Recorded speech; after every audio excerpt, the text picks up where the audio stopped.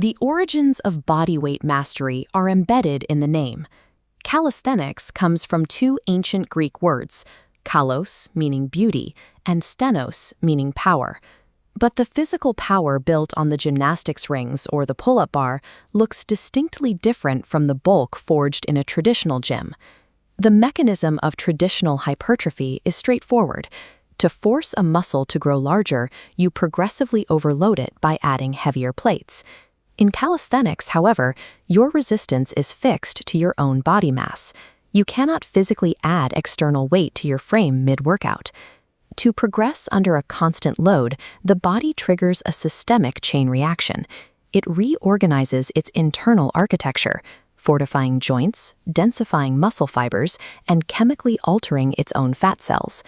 When you use gym machines, the equipment isolates specific muscles and artificially supports your spine.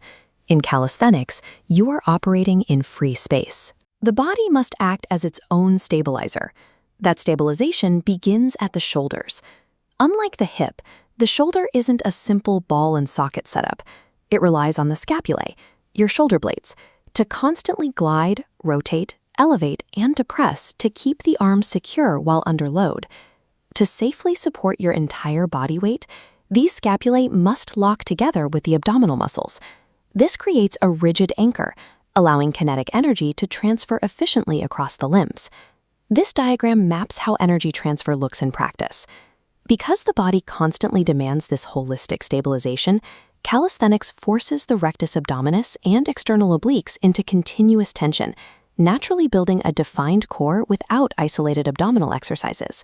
If we shift our focus outward to the skeletal muscles, we hit the next mechanical hurdle, generating the force necessary to trigger muscle growth without adding physical plates. This vintage skeletal illustration shows how human movement is governed by basic physics. Our bones act as rigid levers, and our joints serve as the rotational fulcrums. Since mechanical tension is the primary driver of muscle growth, bodyweight athletes amplify that tension by manipulating their leverage. By shifting the center of mass, like leaning heavily to one side during an archer push-up, you instantly multiply the load on the working arm. You can further amplify this load through two secondary variables, pushing the movement through a wider range of motion and drastically slowing the eccentric or lowering tempo to maximize the muscle's time under tension.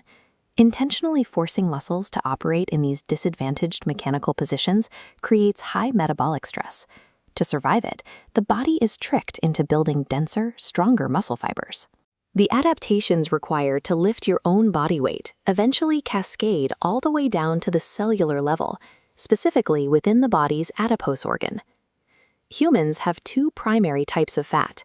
White adipocytes are large cells designed to store excess energy. Brown adipocytes, on the other hand, actively burn lipids to generate heat. When you perform the intense, compound muscular contractions required in advanced calisthenics, your skeletal muscles secrete a hormone called irisin into the bloodstream. Irisin acts as a chemical messenger. When it reaches the adipose tissue, it binds to the white fat cells and signals them to transdifferentiate, converting them directly into metabolically active brown fat cells. This cellular rewiring, known as browning, shifts the body into a highly efficient metabolic state. It is one of the underlying mechanisms that helps produce the lean, athletic physique often associated with bodyweight athletes. As effective as this system is, it has a biological ceiling. This manual outlines the principle of decreased surplus yield. Once you reach maximum physical leverage, like a one-arm push-up or full planche, progress slows and a natural plateau is reached. Because of this mechanical limit, calisthenics sculpts a proportional, highly functional frame.